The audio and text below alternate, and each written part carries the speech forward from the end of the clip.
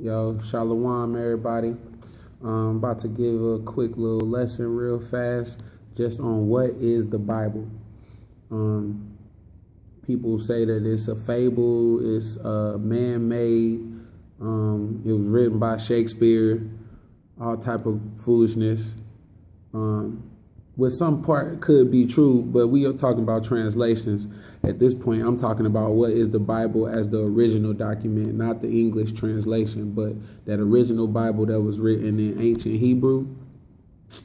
That wasn't written by Shakespeare. So, where does Bible come from? Okay, now I'm about to break this down like this. Okay, we got the 1611 Bible, which I'm not gonna get into today, but just understand you need the 1611. This right here is a college history book called Traditions and Encounters. You see a global perspective on the past from the beginning to the 1500s. So I got this from one of my homies that's in college. I didn't go to college. But it gives the global perspective. It's not just Western civilization. It's world history, okay?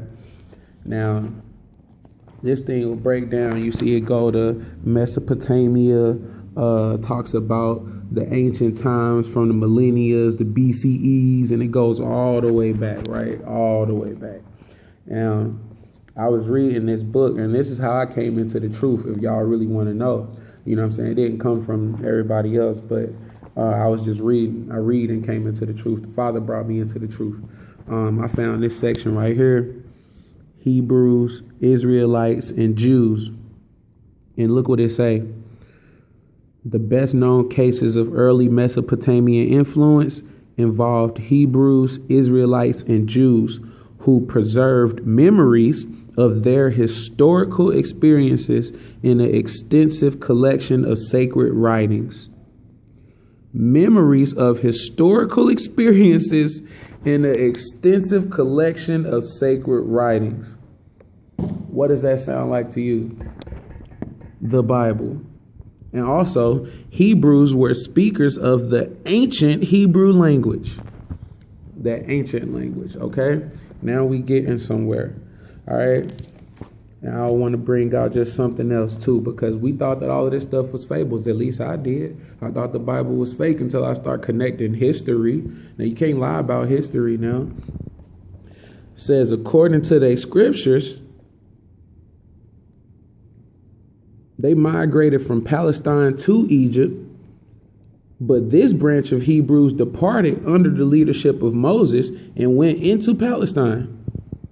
Sounds like the Exodus, right? When Moses left Egypt and took them into Palestine. Organized into a loose federation of 12 tribes, these Hebrews, known as the Israelites, fought bitterly with other inhabitants of Palestine and carved out a territory for themselves. It says they dominated the territory between Syria and the Sinai Peninsula. That's ancient Israel. That's real Israel. King David reigned from 1000 to 970 BCE. After him came who? His son Solomon. King Solomon, 970, 930 BCE. They built an elaborate cosmopolitan capital city at Jerusalem. And they was politicking with everybody else in Mesopotamia, Egyptians, Arabian peoples. After the time, I mean, it's all here, man. We could get to this all day. I'm running out of time on the video. But it's a Yahweh in this book, though. I just thought that was funny. We know that the Most High name is not Yahweh. I call him AHAYAH. That's what Moses said. And that's what it talk about. It said that they embraced the beliefs of their neighbors, the spirit trees and the various deities, right? But Moses, however, embraced monotheism. He taught that there was only one God, known as AHAYAH, who was a supremely powerful deity, the creator and the sustainer of the world. And all the other gods were false impostors, figment of the human imagination rather than true and powerful gods. That's why they ain't want to hear that truth.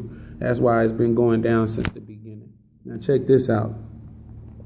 A series of prophets urged the Israelites to rededicate themselves to their faith and obey AHAYAH's commandments. These prophets were moral and social critics who blasted their compatriots for their materialism, their neglect of the needy, and their abominable interest in the fertility gods and nature deities worshipped by the neighboring peoples. That's what's going on now, man. The Israelites are awakened, and we blasting our compatriots for their materialism, neglect of the needy, and following the ways of the heathen. They said if you don't know your history, you're going to repeat it, and we repeating it. We are the true Israelites. We are the people of this book, and now it's time to wake up. Shalom, Kwam, Yasher Allah.